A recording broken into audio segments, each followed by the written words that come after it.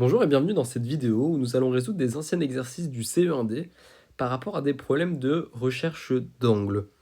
Alors ici on commence tout de suite avec une question qui concerne déjà une figure qui a été tracée à main levée. C'est-à-dire qu'on ne va pas pouvoir mesurer quoi que ce soit sur cette figure parce que les proportions ne sont pas respectées, les angles ne sont pas forcément respectés, donc il va falloir justifier les choses sans pour autant pouvoir les mesurer. Alors ici dans l'exercice, qu'est-ce qu'on nous demande? On nous demande de justifier que DCE est égal à 40 degrés. Donc DCE, c'est bien cet angle-là. Il faut justifier que cet angle-là est égal à 40 degrés. Il faut justifier que ACB est égal à 50 degrés. Donc ACB, c'est bien cet angle-là. Et enfin, on va nous demander de justifier que DCB sont bien alignés. Alors voici la résolution que je vous propose. DCE est bien égal à 40 degrés. Et la manière dont on va justifier, c'est en remarquant que ici, le triangle DEC est un triangle isocèle. Et on connaît cette propriété qui est que les bases, les angles à la base d'un triangle isocèle ont même amplitude. Et donc, ça nous permet de justifier que DCE est bien égal à 40 degrés. Concernant cet angle ici, ACB, comment est-ce qu'on va justifier qu'il est égal à 50 degrés? Parce qu'on connaît encore une fois cette propriété, qui est de dire que la somme des amplitudes des angles dans un triangle vaut bien 180 degrés. Et donc ici on avait déjà cet angle-là qui vaut 60, cet angle-là qui vaut 70, et donc il nous restait 50 degrés ici pour que cette propriété soit bien respectée. Et enfin, comment est-ce qu'on va justifier que DCB est bien aligné? Donc c'est-à-dire que DCB, ici, DB forme bien un segment de droite qui n'est pas cassé. Donc ce qui en découle, en tout cas, c'est que C ici est bien un angle plat. Effectivement, si on a un segment qui passe par 3 points, ici par le point DCB, si DCB est bien aligné, ça veut dire que C ici est bien un angle plat. Et donc, qui dit angle plat dit que la somme de ces trois parties d'angle doit bien faire 180 degrés. Alors ici, on sait que ça fait 90 degrés parce que ce symbole nous indique que c'est un angle droit. Ici, comme on l'a montré là tout à l'heure, c'est bien 40 degrés. Comme on l'a montré là tout à l'heure ici, c'est bien 50 degrés. Donc quand on fait la somme des trois, on obtient bien 180 degrés. Et donc on justifie ainsi que DCB est bien aligné. On va se lancer maintenant dans un autre exercice. Qu'est-ce qu'on peut observer? On observe ici que on a une construction et on nous indique que AB est parallèle à CD. Et on nous indique aussi que AD est perpendiculaire à BC. Donc je vais pouvoir indiquer ici un petit symbole pour bien se souvenir que AD et BC sont perpendiculaires. Et on nous demande de justifier que D1 et BAD sont de même amplitude. Alors D1, il est ici. BAD, c'est bien celui-ci. Et on voit qu'ils ont bien la même amplitude parce qu'en fait, ce sont des angles qu'on appelle correspondants. Ce sont des angles correspondants formés par deux droites parallèles et une séquente. Alors, c'est pas suffisant de dire que ce sont des angles correspondants pour justifier qu'ils ont la même amplitude, parce que des angles correspondants n'ont pas forcément la même amplitude. Mais par contre, des angles correspondants formés par des droites parallèles, là, effectivement, ils ont la même amplitude. Et donc, voilà comment est-ce que je vais l'écrire. Je vais pouvoir écrire que ce sont des angles correspondants formés par des droites parallèles. Éventuellement, j'aurais pu nommer ces droites-là. Ensuite, on veut justifier que C1 vaut bien 50 degrés. Alors C1, il est ici. Et comment est-ce qu'on va pouvoir justifier que C1 est égal à 50 degrés? Eh bien, on connaît cette propriété-là qui est de dire que la somme des amplitudes à l'intérieur d'un triangle vaut 180 degrés. On connaît l'amplitude de l'angle CED ici, parce qu'on sait que AD et BC sont des droites parallèles, et donc en se coupant, ils forment des angles de 90 degrés. Donc ici, on a bien un angle de 90 degrés. Et ici, on sait que c'est un angle de 40 degrés. Pourquoi? Parce que D1 vaut 40 degrés, comme on l'a montré à la question précédente. Et D1 et D2 sont des angles opposés par le sommet. Des angles opposés par le sommet ont toujours même amplitude. Et donc, on a cet angle-là de 40 degrés, cet angle-là de 90 degrés. Et il nous manque que 50 degrés pour compléter notre triangle. On sait que la somme de ces trois angles-là, comme dans n'importe quel triangle d'ailleurs, fait 180 degrés. Voilà la justification que je vous propose. Alors nous voici maintenant encore dans un nouvel exercice issu d'un précédent CE1D. Dans cet exercice, on nous dit que, donc on a une construction et on nous dit que BA et CD sont parallèles. Et dans cet exercice, on va devoir déterminer l'amplitude de l'angle E du triangle CED.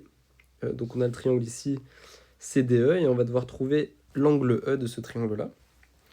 Dans cet exercice, on va aussi devoir justifier que B1, que l'amplitude de B1 et que l'amplitude de D1 sont les mêmes. Et on va aussi devoir déterminer l'amplitude de l'angle B2. Et donc c'est parti tout de suite pour le premier exercice où on va devoir trouver l'amplitude de l'angle E de ce triangle-là. Donc ici une petite remarque, donc on vous demande de trouver l'angle, mais on ne vous demande pas de le justifier. Alors ici j'ai mis une justification pour votre information, mais ici au CE1D, si on vous demande la réponse finale, vous ne serez pas coté sur la justification. Alors ici l'amplitude de l'angle E est égale à 123 degrés. Et comment est-ce que je suis arrivé à ce résultat ? En fait ici j'observe que déjà si cet angle-là vaut 57 degrés, ça signifie que l'angle qui est en face, qui est opposé par le sommet, vaut aussi 57 degrés. Ensuite, qu'est-ce que je sais aussi ? Je cherche, donc ça c'est l'angle que je cherche ici, c'est l'angle E du triangle CDE. Mais je sais que l'angle en face vaut aussi la même amplitude parce que eux aussi sont des angles opposés par le sommet. Et enfin, qu'est-ce que je sais ? Je sais que la somme de ces quatre angles-là vaut 360 degrés parce que du coup on aura fait un tour complet. Et donc j'ai pu écrire que x plus x, donc ici x plus 57 degrés plus 57 degrés est égal à 360 degrés. Par conséquent, 2x est égal à 2x plus 114 degrés est égal à 360 degrés. Je fais passer le 114 de l'autre côté qui devient moins 114. J'ai 2x est égal à 246 degrés, donc x qui est égal à 123 degrés. Et effectivement, si ces deux angles-là font 123 degrés plus 57 degrés plus 123 degrés plus 57 degrés, on obtient bien 360 degrés. Ensuite, il nous faut justifier que l'amplitude de B1 est égale à l'amplitude de D1. Alors on le voit ici sur le dessin, B1 et D1 forment des angles correspondants déterminés par des droites parallèles. Alors ça ne suffit pas de dire que ce sont des angles correspondants pour justifier qu'ils ont la même amplitude, mais par contre des angles correspondants formés par des droites parallèles, effectivement, en disant ça, on a justifié qu'ils avaient la même amplitude. Et enfin, on veut déterminer l'amplitude de l'angle B2, et cette fois-ci justifier. Alors pourquoi est-ce qu'on a trouvé que l'angle B2 vaut 33 degrés ? Donc ici, on a trouvé que B2 vaut 33 degrés. Alors on sait tout d'abord que dans le triangle ici, la somme des amplitudes vaudra 180 degrés.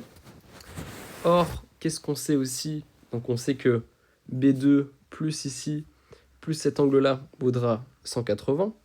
Or, ici on sait que ça fait 90 degrés. Ici on sait que ça fait 57 degrés. Donc il nous reste 33 degrés. Donc voilà la rédaction que je vous propose. Et on en a fini pour cet exercice. Alors nous voilà maintenant pour un nouvel exercice. Et qu'est-ce qu'on nous raconte ici ? On nous raconte que DEF est un triangle rectangle en D. Alors, je vous recommande fortement, quand vous avez ce genre d'exercice, faites le triangle et essayez de vous représenter la situation. Alors, on a le triangle DEF qui est rectangle en D, ce qui signifie que l'angle droit, en fait, se trouvera au niveau du point D. Qu'est-ce qu'on sait aussi ? On sait que l'amplitude de l'angle E vaut l'amplitude de l'angle F augmentée de 24 degrés. Alors, augmenter dans ce sens-là, ça veut dire additionner, c'est-à-dire qu'on prend l'angle, pour trouver l'angle E qui est ici, on prend l'angle F et on lui rajoute, on augmente de 24 degrés.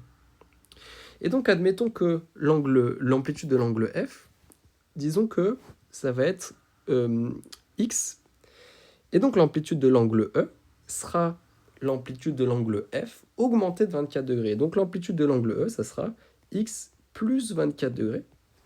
Donc si j'ai dit que x c'est l'amplitude de F, alors l'amplitude de E c'est x plus 24 degrés. Et ensuite, je sais que la somme des angles dans un triangle vaut 180 degrés. Et donc voici la rédaction que je vous propose pour résoudre cet exercice entièrement. Je vous propose d'écrire la chose suivante. N'hésitez pas à rappeler la propriété. Et donc vous savez que, on a posé par exemple que l'amplitude de l'angle F c'est x, donc l'amplitude de l'angle E c'est x plus 24. L'angle D, on le sait, c'est 90 degrés parce que le triangle il est rectangle en D. Et la somme des trois, donc 90 degrés plus x plus 24 degrés plus x, est égale à 180 degrés. Donc on a une équation à résoudre ici. Et on obtient que x vaut 33 degrés. Et donc si x vaut 33 degrés, ça veut dire que l'angle F vaut 33 degrés. Et que l'angle E vaut 33 degrés plus 24. Ce qui nous fait bien 57 degrés. Et on en finit avec cet exercice. Alors, dans cette question, on a donc ici CF et BA qui sont parallèles, comme on nous dit dans l'énoncé. Et on va vouloir, sans mesurer, déterminer l'amplitude de FAG. Et donc de l'angle qui est ici. Ensuite, on aura... ce sera tout. Donc il faut juste déterminer ici l'angle FAG. Comment est-ce qu'on va procéder ? On va procéder en deux étapes. On ne peut pas malheureusement trouver d'un seul coup FAG. Par contre, ce qu'on peut faire, c'est trouver AGF, donc trouver l'angle qui est ici. Et comment est-ce qu'on peut le trouver ? En fait, on va trouver que cet angle-là vaut 30 degrés. Pourquoi ? Parce qu'en fait, si ici, peut-être que je le mets en évidence, mais en fait, ces deux angles-là sont des angles alternes internes formés par des droites parallèles. Et donc, on sait par propriété qu'ils auront la même amplitude. Ils sont bien alternes internes, ils sont bien formés par deux droites parallèles et une séquente. Ils sont de part et d'autre de la séquente, mais à l'intérieur des droites parallèles. C'est bien ce qu'on appelle des droites alternes internes. Ensuite, une fois qu'on a trouvé cet angle-là, ici l'angle FGA, il nous reste à trouver ces deux angles à la base. On sait qu'ils auront la même amplitude parce que des angles à la base d'un triangle isocèle, et donc on voit que c'est un triangle isocèle, ça a bien été mis en évidence ici, les angles à la base d'un triangle isocèle auront la même amplitude. Et donc admettons que cette amplitude, on l'appelle x, cette amplitude, on l'appelle x, cette amplitude, on l'appelle 30 degrés, enfin c'est 30 degrés. On sait que la somme des trois, donc 30 degrés plus x, vaudra 180 degrés, parce que l'amplitude des angles à l'intérieur d'un triangle, leur somme vaudra 180 degrés. Et donc voilà la résolution et la rédaction que je vous propose. C'est que les amplitudes ici sont les mêmes parce que ce sont des angles alternes internes formés par des droites parallèles. Et qu'ensuite, effectivement, les angles à la base d'un triangle isocèle ont même amplitude. La somme des amplitudes des angles dans un triangle vaut 180 degrés. Et donc en résolvant cette petite équation ici, alors j'ai pas mis x, j'aurais pu, j'ai simplement laissé à chaque fois l'amplitude FAG comme étant mon inconnu. Et j'obtiens bien que l'amplitude à la fin vaut 75 degrés. Et d'ailleurs ça marche bien, donc ici si cette amplitude-là vaut 75, cette amplitude-là vaut 75, la somme des trois ici vaudra bien 180 degrés. Et pour finir, je vous propose un petit bonus. Cette question n'est pas extraite d'un ancien CE1D. Cette question est extraite des Olympiades de mathématiques de 2025. Et cette question peut-être paraît un petit peu plus challengeante en effet, parce qu'on a plusieurs étapes avant d'arriver à la réponse. Et donc, je vous propose de décortiquer le problème. On a un triangle équilatéral BCE. Donc c'est important ici de noter que c'est bien un triangle équilatéral. C'est écrit dans la consigne, qui est construit extérieurement au carré ABCD. On nous demande de déterminer l'amplitude de l'angle BAE. Alors a priori, on se dit qu'on a assez peu d'infos pour déterminer l'amplitude de l'angle BAE, donc c'est l'amplitude qui est celle-ci. Alors comment est-ce qu'on va vouloir procéder ? Eh bien, je pense que la première étape, et c'est sans doute la plus difficile, donc évidemment je vous invite à mettre pause pour essayer de réfléchir par vous-même, Sans doute que l'étape la plus difficile, c'est de se rendre compte que la longueur AB ici est la même que la longueur BE. C'est la première étape, c'est la plus importante, c'est sans doute celle qui est un peu plus challengeante par rapport aux exercices qu'on a fait précédemment. Et comment est-ce qu'on peut se convaincre que la longueur de AB est la longueur de BE? Ben regardez, la longueur AB et la longueur CB sont les mêmes. Ça, a priori, je pense qu'on est tous d'accord là-dessus, puisqu'il s'agit d'un carré, et qu'on sait que pour un carré a tous ses côtés isométriques. Mais CB et BE ont aussi même longueur, puisque c'est un triangle équilatéral, et qu'un triangle équilatéral a tous ses côtés isométriques. Et donc, la longueur d'AB est la même que la longueur de CB, mais puisque CB est un des côtés du triangle équilatéral, les autres auront aussi toutes les mêmes longueurs par rapport à que CB. Et donc, on trouve ainsi que la longueur de AB et la longueur de BE sont les mêmes. Et en quoi c'est intéressant? Ben en fait, ça nous indique que ABE est un triangle isocèle. Et on a une propriété assez intéressante par rapport au triangle isocèle. On sait que les angles à la base d'un triangle isocèle ont même amplitude. Par ailleurs, on connaît en fait l'angle ici au sommet de ce triangle isocèle, l'angle B. En effet, cet angle-là, qui est ici découpé en deux parties, mais on connaît chacune des deux parties. L'angle B1 ici vaut 60 degrés, puisqu'on sait que dans un triangle équilatéral, l'amplitude des angles ici valent tous 60 degrés.